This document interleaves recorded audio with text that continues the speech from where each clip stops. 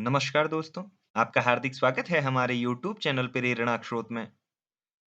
आज आपको हम परिवर्तनी एकादशी अर्थात पार्श्व एकादशी के व्रत तथा उसकी कथा से परिचय करवाएंगे। परिवर्तनी एकादशी के दिन भगवान विष्णु के वामन अवतार की पूजा की जाती है। इसे भारत के कई क्षेत्रों में पार्श्व एकादशी के रूप में भी जाना जाता है। इस एकादशी पर श्री हरि शयन करते हुए करवट लेते हैं, इसलिए इसे एकादशी को परिवर्तनी एकादशी कहा जाता है। इसे पद्मा एकादशी के नाम से भी जाना जाता है।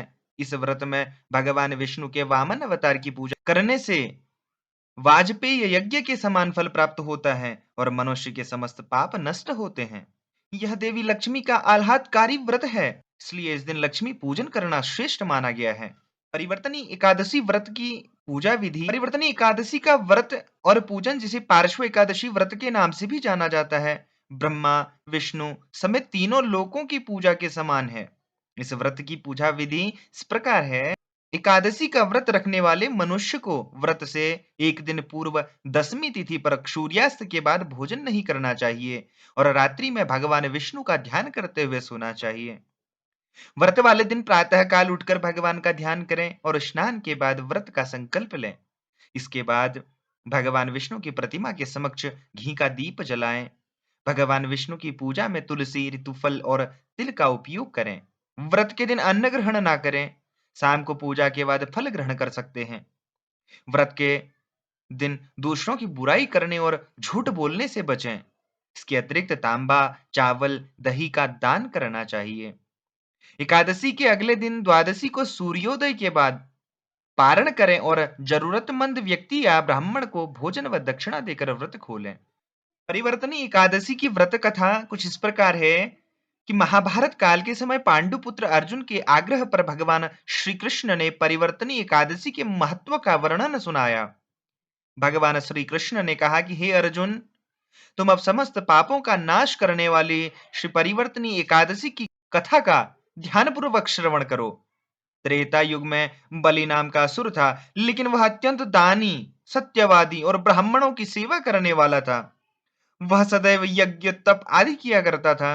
अपनी भक्ति से, प्रभाव से राजा बलि स्वर्ग में देवराज इंद्र के स्थान पर राज्य करने लगा। देवराज इंद्र और देवतागण इससे भयभीत होकर भगवान विष्णु के पास गए। देवताओं ने भगवान से रक्षा की प्रार्थना की। इसके बाद मैंने वामन रूप धारण किया और एक ब्राह्मण बालक के रूप में राजा बलि पर विजय प्राप्त की।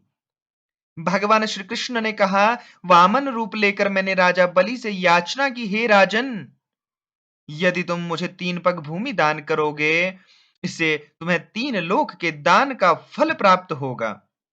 राजा बलि ने मेरी प्रार्थना को स्वीकार कर लिया और भूमि दान करने के लिए तैयार हो गया।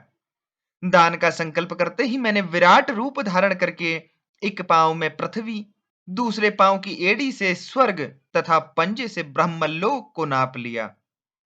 अब तीसरे पांव के लिए राजा बलि के पास कुछ और शेष नहीं था, इसलिए उन्होंने सिर को आगे कर दिया और भगवान वामन ने तीसरा पैर उनके सिर पर रख दिया।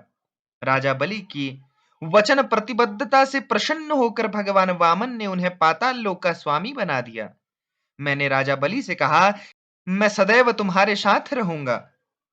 परिवर्तनी एकादशी के दिन मेरी एक प्रतिमा राजा बलि के पास रहती है और एक क्षीर सागर में शेषनाग पर शयन करती रहती है।